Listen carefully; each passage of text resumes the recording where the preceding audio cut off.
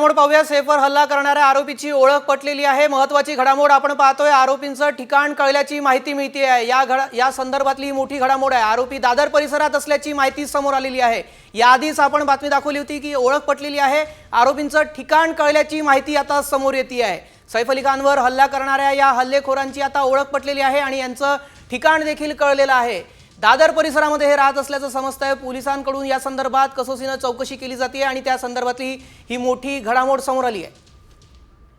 या संदर्भात अधिक माहिती जाणून घेऊयात। आमचे प्रतिनिधी सचिन गाड आपल्यासोबत जोडले गेलेले आहेत। सचिन, काय अधिक माहिती मिळते आहे? ओळख पटलेली आहे आणि काय पोलिसांची चौकशी सुरू आहे?